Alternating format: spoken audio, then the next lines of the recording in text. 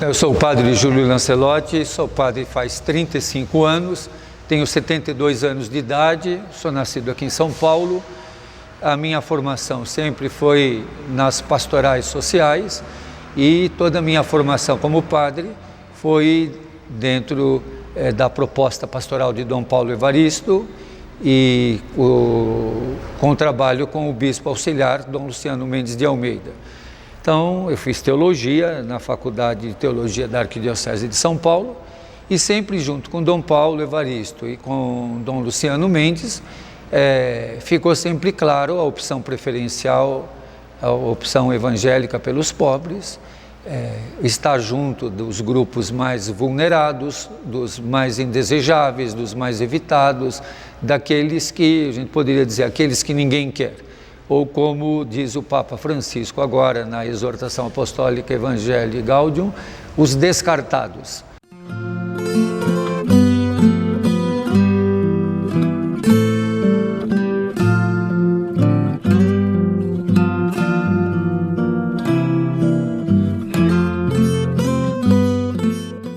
Dentro desse sistema não tem solução, porque a lógica do neoliberalismo é o descarte.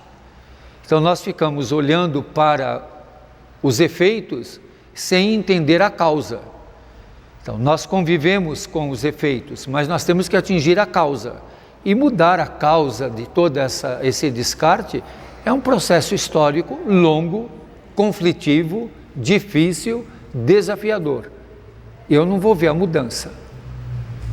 Como Dom Pedro Casaldáliga não viu a mudança que ele tanto sonhou. Como Dom Paulo Evaristo Arnes não viu toda a mudança que ele sonhou. Como Dom Luciano Mendes de Almeida não viu. Como a irmã Dorothy não viu. Como Santo Dias da Silva não viu. Todos foram morrendo no caminho. E eu sei também de que uma hora também eu vou morrer nesse caminho. Mas eu não luto para ganhar. Eu luto para ser fiel. Eu não vou ver a vitória. Eu não vou ver a mudança desse sistema. Mas eu vou lutar para que ela aconteça. Uma estrela brilhou lá no monte, trazendo luz para a cidade,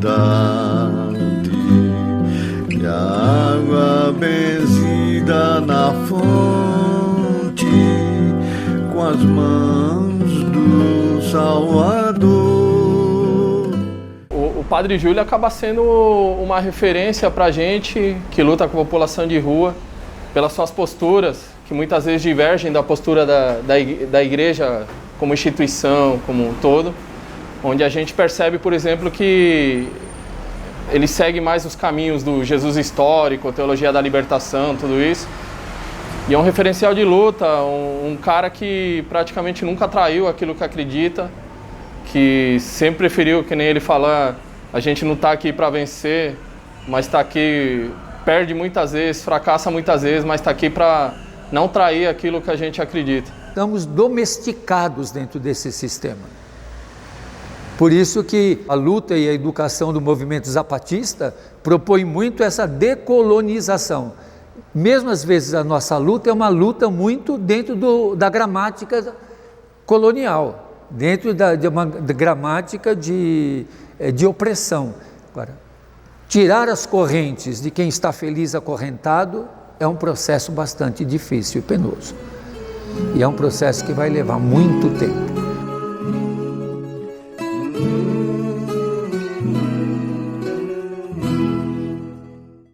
Esse modelo de igreja voltada para os pobres e também uma igreja despojada, uma igreja que não se preocupa com o poder, com a riqueza, e sim se coloca como a serviço principalmente daqueles que mais precisam, encontra sua concretude em trabalhos como do padre Júlio Lancelotti, do padre Ticão, do padre Jaime Crow, né, de tantos outros que, sob a inspiração de profetas e pastores como Dom Luciano Mendes de Almeida, Dom Angélico Sândalo Bernardino, Dom Mauro Morelli e principalmente Dom Paulo Evaristo Arnes, que foi durante 28 anos pastor da Igreja de São Paulo, faz com que se vivencie um cristianismo que Dom Paulo nos ensinou que não é uma doutrina abstrata para se saber, mas uma proposta prática para se viver.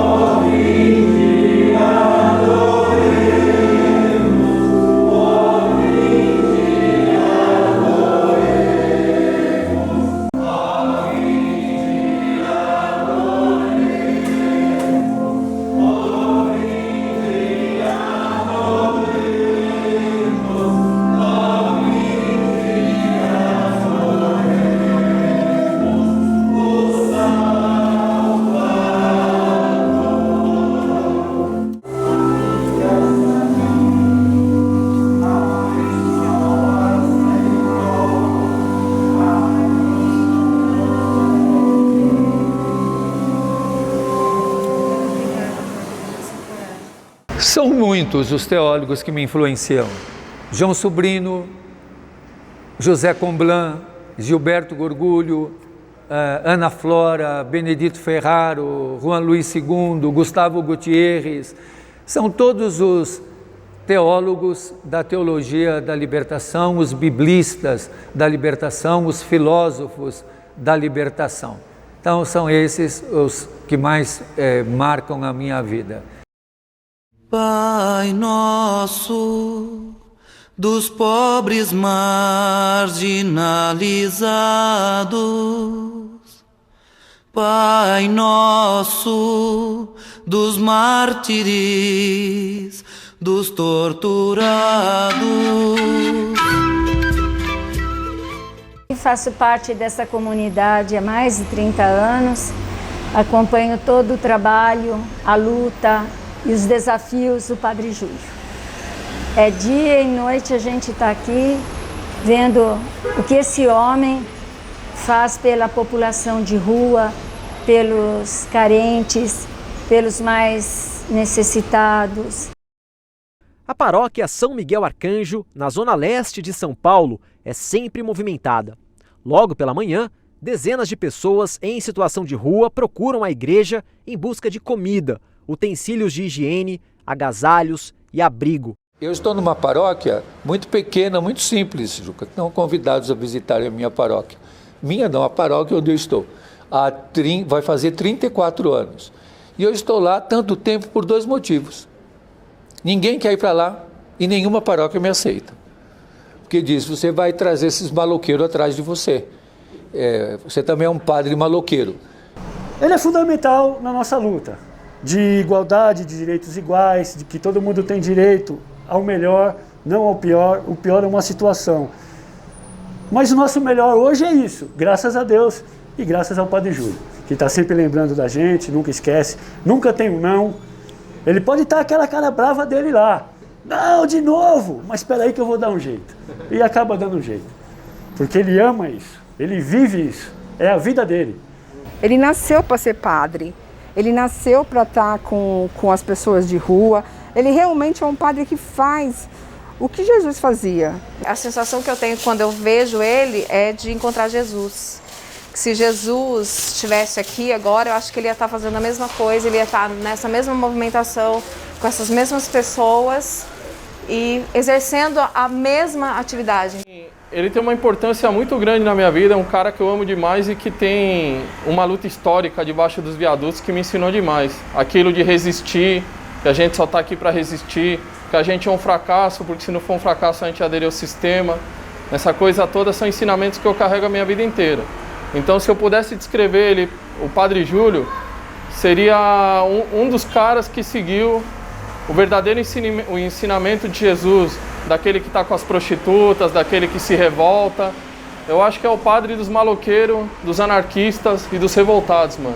Eu acho que ele é um cara que não enxerga um Jesus moralista, mas um Jesus mais humano e mais concreto.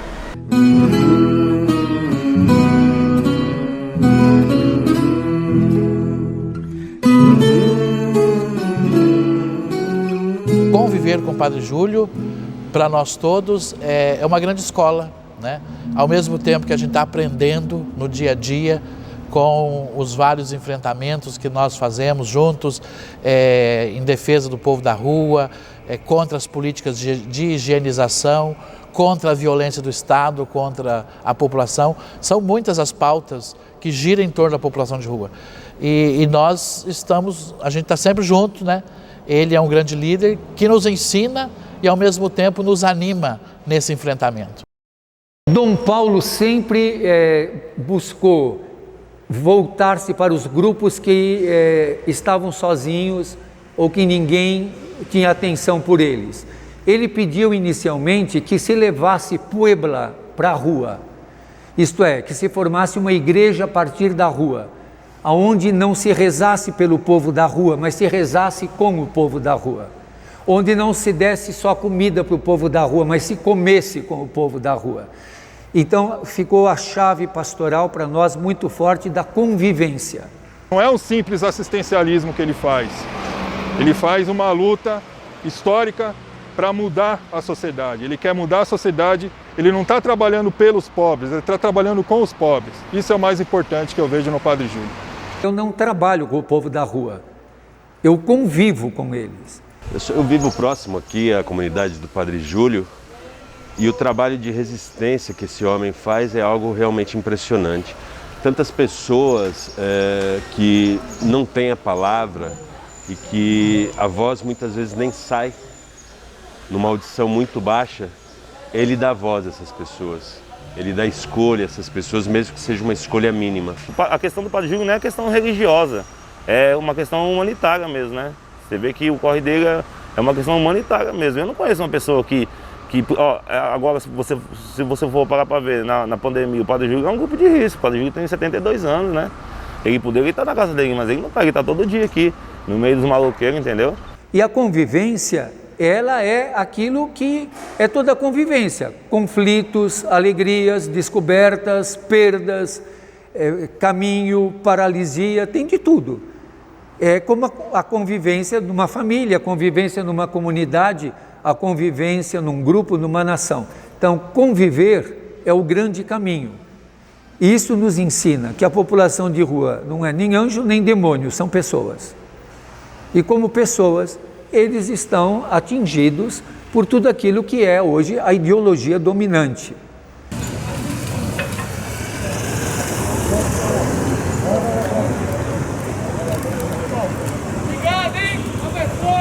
Eu sou do viaduto Alcântara Machado, da comunidade que tem ali debaixo do viaduto. É uma comunidade autônoma, né? Ali é autogestão, é a comunidade que mantém o espaço, ali não tem ajuda de nada.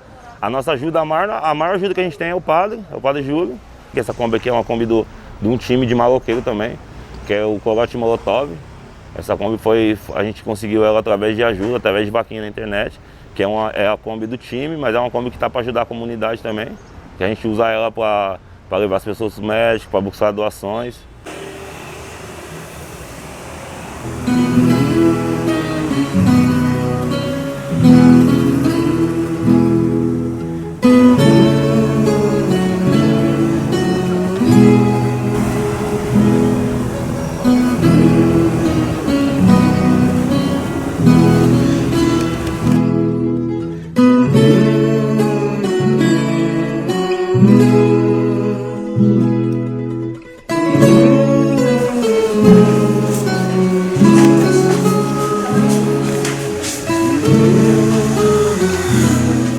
Chega aqui tem uma coisa só para você fazer, né? Então são várias outras coisas e várias outras contribuições que você pode dar, como essa de dividir essas doações do arroz para colocar nas cestas básicas, né? Que ele divide toda manhã. Eu venho 2 ou 3 dias da semana para estar ajudando o padre na distribuição com os moradores de rua. E é uma experiência muito gratificante, né? Que a gente acaba recebendo mais do que doando, né? O capitalismo, por essência, ele é de descarte. A única coisa que o capitalismo inclui é mais lucro, mais vantagem, mais mérito, mais interesse, para si só, para aqueles que dominam o capital.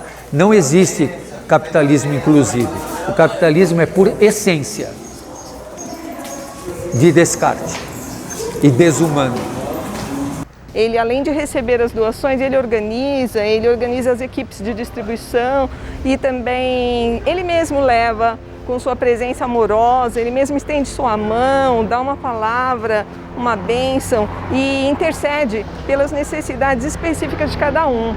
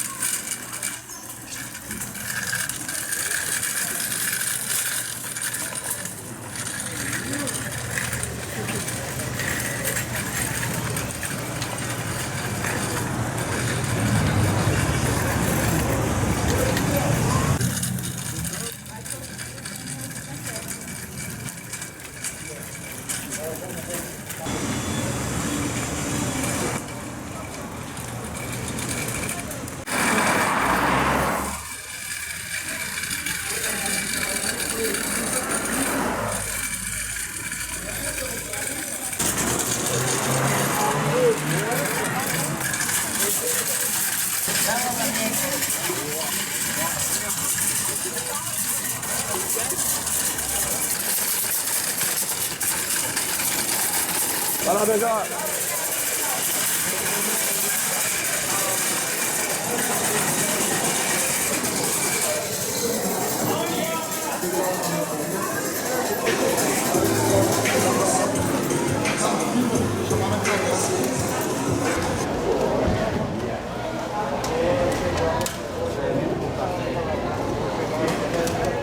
O trabalho do Padre Júlio é realizado todo dia, né, onde ele sai da paróquia, ele vem carregando o pão, o achocolatado para esse espaço que é um convênio, onde é distribuído toda essa refeição para a população de rua. Não somente população de rua, mas, né, pessoas carentes, que muitas das vezes tem em casa, mas necessita do alimento. Neste momento é o primeiro atendimento do dia, que é o café da manhã. Então, aquilo que nós conseguimos para fortalecer esse primeiro momento e o objetivo de ver como eles estão, de conviver, de saber e de quebrar o isolamento que eles vivem. O padre tem que fazer o que ele faz, não é só cantar, não é ficar bonitinho na televisão. O padre tem que estar com o pé na rua, com o pé no chão.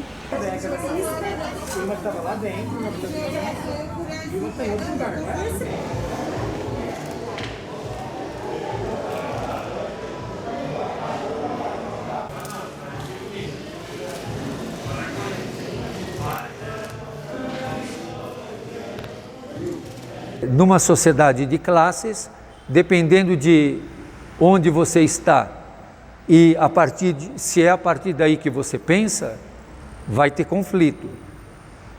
E não é uma coisa automática, nem todos que estão na base da pirâmide social têm consciência disso e querem lutar. Muitos são coniventes com o sistema. Como diz a Simone de Beauvoir, os opressores não teriam tanto poder se não tivessem tantos cúmplices entre os oprimidos. E como nos diz o Paulo Freire, a cabeça do oprimido muitas vezes é a hospedaria do opressor. As políticas públicas de São Paulo não dão conta dessa população porque não entendem essa população. E eles também não querem entender, eles não querem vir aqui conviver com essa população para entender. Todas as políticas públicas de São Paulo elas são feitas de cima para baixo. Eu estou em situação de rua faz 5 anos, minha família não quer saber mais de mim, estou morando em abrigo. Eu venho aqui tomar café, almoço e para jantar eu janto no abrigo. Como eu não consegui emprego ainda, estou na rua e graças a Deus nós temos um padre que nos ajuda nós, os moradores de rua, né? Estou em situações de rua até eu conseguir um emprego e por enquanto quando eu não conseguir emprego eu tenho que vir me mantendo aqui, correto? Fui criado na rua, aqui, eu nasci aqui na Moca, mas devido meus pais, minha mãe separaram, foi cada um aí, meu pai faleceu, minha mãe faleceu, eu fui criado na rua e até hoje eu tô. Eu tô desde 2015 em situação de rua, porque família morreu, tudo morreu, ficou só eu. Oi, obrigado. Oi, isso aí nós já peguei. Olha o Padre Júlio. Filma eu com o Padre Júlio aqui, ó. Eu e ele aqui. Padre Júlio, ó, esse aqui é o cara, é o cara. Não é Roberto Carlos, mas é o cara. Que uma pessoa que já está nisso há muito tempo, que sente esse sofrimento junto com eles, que convive com eles, porque o sofrimento maior talvez das pessoas seja a solidão. Em todo momento eles estão só na vida, eles estão só na noite, no dia, na morte muito mais. E o Padre Júlio é uma dessas pessoas que entrega a vida para isso. Ele entrega a vida para sofrer junto com essas pessoas, para estar junto com essas pessoas, para conviver junto com essas pessoas. Ele é um cara que acaba aproximando a gente de novo para acreditar um pouco naquele Jesus meio black bloc, né? Eu acho que naquele Jesus mais... naquele que está nas linhas de frente, naquele que morre, naquele que está junto com os mais pobres, nessa coisa toda. E nas organizações autônomas de Alcântara Machado e Radial Leste ele foi fundamental. A cruz não é nenhuma derrota, a cruz que você vive é a porta da vitória. A cruz não é nenhuma derrota, a cruz que você vive é a porta da vitória. Só um coração. Eu tenho o Padre Júlio como se fosse um Jesus aqui na Terra, porque eu acho que se você for comparar os ensinamentos para quem acredita, para quem é cristão e para quem acredita na Bíblia, se você for parar para analisar e imaginar o que seria Jesus hoje em dia, eu acho que não poderia ser diferente do que o Padre Júlio é, né? Porque o Padre Júlio está no meio do povo mesmo, o Padre Júlio é o povo, né? Aqui a gente faz um trabalho de acolhimento, né, das pessoas que estão em situação de vulnerabilidade social, as pessoas que vão aqui são pessoas que frequentam esse lugar, são pessoas que não têm recursos para muitas vezes se alimentar, ou às vezes até para higiene pessoal. São pessoas que realmente precisam de ajuda, pessoas que não têm lugar para dormir, que às vezes não tem como se proteger da Covid-19. É super gratificante para a gente, que nos acolhe, né? De uma forma assim, bem humana. E na questão assim, sendo uma parte da nossa família, né? Para mim o Padre Júlio é uma pessoa da hora, eu não tenho que negar nada. É uma pessoa que me serve muito bem, me atende muito bem. E que Deus abençoe a ele, nunca deixou de faltar para o povo aqui. E ele é uma pessoa especial para nós todos. Porque a todos os esquecidos, marginalizados, a gratidão e a honra é toda nossa.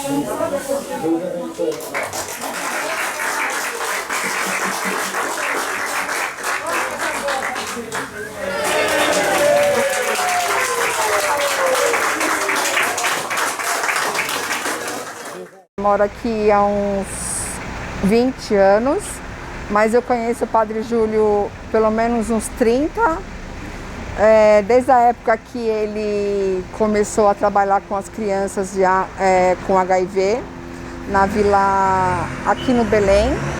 Eu era da pastoral do menor e colaborava nas ações com a população de rua, embora não houvesse ainda uma pastoral arquidiocesana da rua. Por eu estar na pastoral do menor e ter tido muito conflito, Dom Paulo foi muito pressionado a me tirar da pastoral do menor. Porque o próprio governo do estado fez uma lista dos padres que incomodavam o governo. O padre Ticão estava nessa lista e eu também estava nessa lista. E foi preciso que nós fôssemos neutralizados. Dom Paulo, ao invés de me neutralizar simplesmente, ele me tirou da pastoral do menor e me fez vigário do povo da rua. Porque ele me tirou de uma fogueira e me pôs em outra. Porque a questão da população em situação de rua é também uma questão política. é uma questão fortemente ligada à questão do modelo socioeconômico e político que nós vivemos. E São Paulo é a cidade que mostra que, independente do governo ou da ideologia, suposta ideologia do governo, São Paulo você tem prefeito nos últimos anos do polo mais à esquerda, do polo à direita, do polo, e essas pessoas continuam sendo esquecidas e maltratadas. Porque eu não vejo o Estado trazendo essa solução. Até porque o Estado não está afim de buscar essa solução. Porque isso precisaria do Estado mexer nas estruturas. Pelo menos no Brasil eu não vejo ninguém que tenha coragem de mexer nas estruturas. Temos um problema muito sério, que é o problema do exercício do poder. Mesmo grupos que lutaram pela reforma agrária, lutaram pela democracia, contra a ditadura, tem um problema muito sério, o exercício do poder. Porque o exercício do poder, ele é feito dentro da estrutura do poder. E a estrutura do poder é corrompida. Não tem como fazer parte da estrutura do poder sem entrar no jogo do poder, que é um jogo de sedução, que é um jogo de corrupção, que é um jogo de interesses.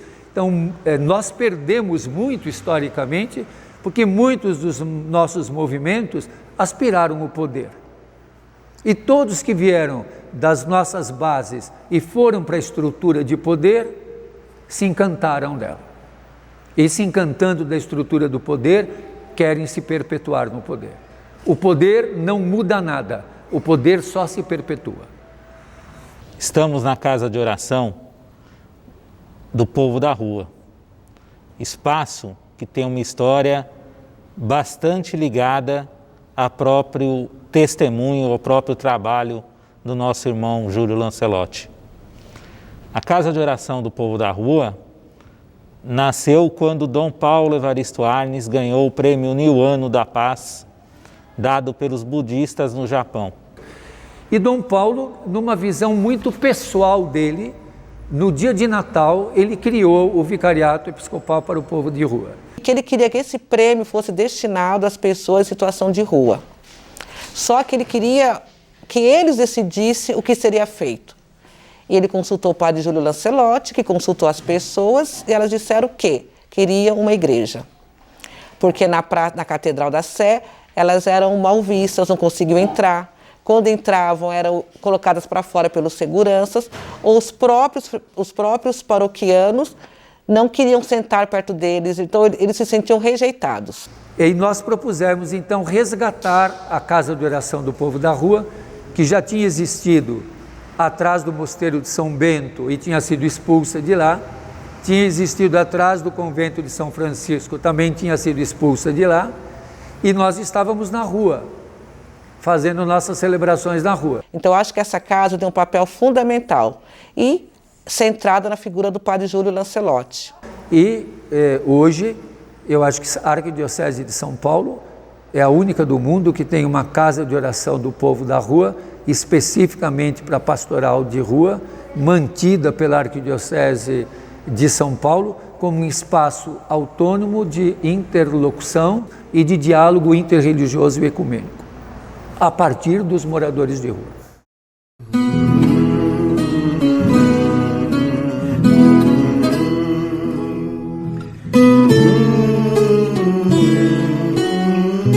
O Padre Júlio é daqueles que trabalha com a acolhida. Ele realmente acolhe, seja como for a pessoa, seja de qualquer...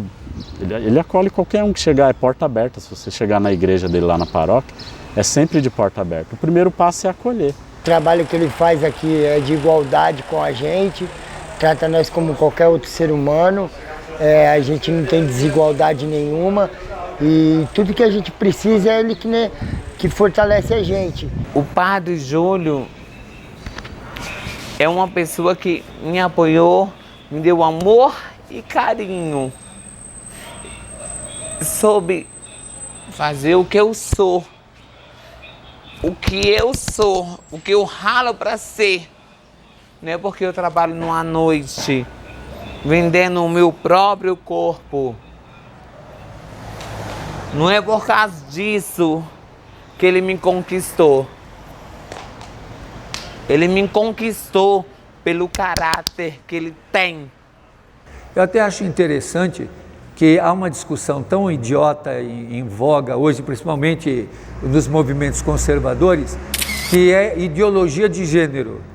Mas eles não discutem a ideologia da dominação, eles não discutem a ideologia capitalista, eles não discutem a ideologia necrófila e essa ideologia totalitária. Então eles inventaram a ideologia de gênero para fugir do assunto. Não existe ideologia de gênero, existe a questão da identidade de gênero como a identidade de classe. Isso que é preciso ter muito claro. Nós temos que ter muito claro a nossa identidade de classe, a nossa identidade de gênero, a nossa identidade histórica latino-americana na luta contra todo tipo de opressão, contra todo tipo de expropriação, contra todo tipo de dominação. Por isso, eu sempre repito, desde baixo e à esquerda.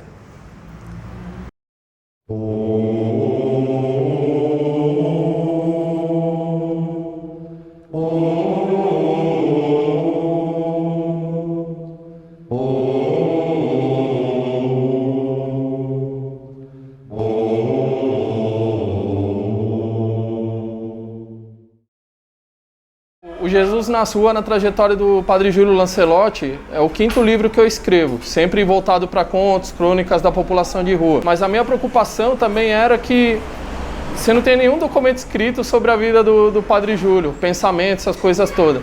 E eu lembro que quando eu fui escrever o livro com ele, eu falei, precisa ter algo escrito teu, para que mesmo quando você morrer, você continue enchendo o saco.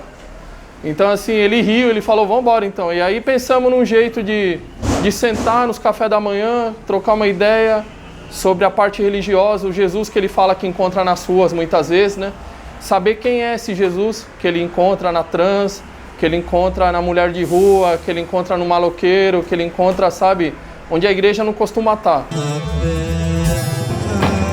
O pior inimigo do morador de rua, para mim, é a polícia. Ele luta com o pessoal de rua quando o pessoal precisa de estar sendo oprimido pelo sistema, pela polícia, e ele sempre está lá batendo de frente, ajudando, né? A verdade vos libertará não é a verdade autoritária de quem assume o poder para pisar do povo, para rir dos pobres, para se esconder dos que lutam contra o fascismo.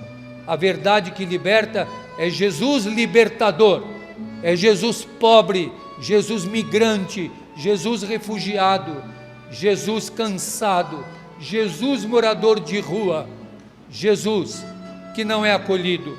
Ele, quando celebra as missas, nas suas homilias, realmente ele cutuca bastante, né?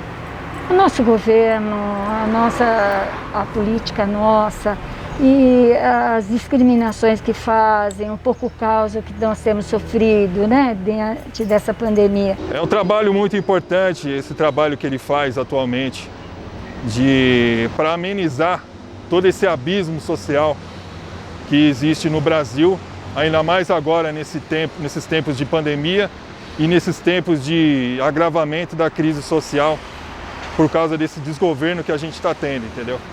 Nós vivemos um momento necrófilo, um momento dramático da história do nosso povo, onde nós não podemos dizer que tivemos algum momento muito melhor, mas nunca tivemos um momento tão pior quanto este. As coisas importantes na campanha da fraternidade, denunciar as diferentes violências praticadas e legitimadas indevidamente em nome de Jesus. Quem usa o nome de Jesus para legitimar a violência, para legitimar as armas, não é cristão. Não queremos armas, queremos vacina, queremos vida. Em 2018, ele recebeu uma onda de ataques virtuais com promessas de que seria morto. O padre também denunciou ameaças de guardas municipais. A Comissão Interamericana de Direitos Humanos chegou a cobrar do Brasil uma proteção para ele. No final de janeiro, a intimidação veio da própria Polícia Militar. Ao abordar 3 jovens de rua, próximo à paróquia, os agentes teriam dado o recado. Eles disseram sobre o Padre Júlio. A hora dele vai chegar. O padre Júlio sofre ameaças de morte, acho que desde que ele se ordenou padre, viu? Porque ele abraçou com amor. E aí as pessoas entenderam, né? Acharam que ele incomodava. Você sabe que todos que fazem bem incomoda, né? E teve uma época que ele começou a dar café da manhã para as pessoas de ruas aqui. E o bairro inteiro foi contra ele, porque ele trazia as pessoas de fora. Então eles achavam que ia aumentar os assaltos aqui na região, que ele era malandro igual os malandros e tal. Então dividia-se opiniões. Incomodou muito, né? Os moradores novos da Moca, né? Novos, acho que até mais os novos do que os velhos. Por exemplo, a gente está fazendo a entrevista debaixo do viaduto Alcântara Machado, que você tem toda uma especulação imobiliária, com grandes famílias, que especulam porque diz que a pobreza do viaduto, os moradores de rua debaixo do viaduto, desvalorizam o empreendimento deles. Então, mesmo na região onde o Padre Júlio está, que é na região do Belém, é uma região Moca-Belém, que é uma classe média que já não quer ver o morador de rua, que para eles tem que esconder ou incomoda a visão deles ver o morador de rua. Então, o Padre Júlio acaba arrumando muita briga nesse sentido também. Então, a partir do momento que ele abre as portas e leva um monte de morador de rua para dentro da paróquia, o que acontece? A comunidade no seu entorno se incomoda com isso. Aqui na Moca, se você for parar para analisar, um bairro não é um bairro, não é uma periferia, né? Então as pessoas daqui da região mesmo não gostam dos moradores de rua. Tipo, trata o morador de rua como se fosse sujeira, né? Estava aqui na praça agora com os irmãos de rua e vendo uma situação e passou uma moto por aqui e o cara falou, padre filho da p*** que defende Noia. Depois que ele recebeu a ameaça, que ele quase morreu, inclusive, que ele teve um ataque, né? De um cara de uma moto e tal, isso sensibilizou mais, ele se tornou um pouco mais conhecido. Com isso, ele começou a receber mais ascensão, mais pessoas vindo atrás dele, mais doações. Até o Papa mandou uma bênção para ele pelo trabalho dele, né? O Papa ligou para ele, né? O Papa ligou para ele, foi uma emoção para ele. Nossa. Quando ele pegou o telefone, que era o Papa. Né? Até pra gente. Até gente, eu cheguei a chorar, viu, de emoção. Eu também chorei. Eu também chorei de emoção. O que eu tenho certeza é que as ameaças não vão me fazer ficar em casa. As ameaças que eu convivo, elas não são novas. Elas em alguns momentos se acentuam. Para mim é muito claro isso, e acho que Dom Paulo Evaristo deixou isso bem claro. Se você está do lado do perseguido, você vai ser perseguido também. Se você está do lado do que é desvalorizado, você vai ser desvalorizado também. Então você tem que saber que tem um preço histórico a tua luta. Dom Paulo teve que pagar um preço, Paulo Freire teve que pagar um preço. Cada um de nós tem que pagar um preço. Você tem que pagar um, eu tenho que pagar outro. Pai nosso revolucionário, parceiro dos pobres, Deus dos oprimidos. Padre Júlio Lancelotti derruba a marretadas a estrutura de concreto instalada embaixo do viaduto Dom Luciano Mendes de Almeida. Pedras foram colocadas para afastar as pessoas em situação de rua debaixo de um viaduto no bairro do Tatuapé, na zona leste da cidade de São Paulo. Pela manhã, o som das marretadas. O barulho era de indignação. É uma cidade hostil, não é uma cidade para todos, nem uma cidade acolhedora. Nosso revolucionário, parceiro dos pobres, Deus dos oprimidos. Se tivesse mais um padre igual o Padre Júlio em São Paulo, a gente não teria pobre. Se tivesse mais 10 padres igual ele no Brasil, a gente não teria tanta miséria. Ou no mundo, talvez mudaria muita coisa. Torcendo para que o Padre Júlio continue e viva mais uns 200 anos aí, ajudando a gente. Uma voz que grita no deserto e que não vai parar. Isso eu tenho certeza, ele não vai parar nunca. Nunca. A esperança para mim é lutar. Não tem esperança sem luta. A esperança não é um sonho, é uma luta. A esperança é um compromisso. A fé que nos faz lutar não é uma almofadinha para se acomodar, mas é um chinelo para andar, é uma sandália para caminhar. Então você tem que ter bem claro isso. Não tem esperança sem luta.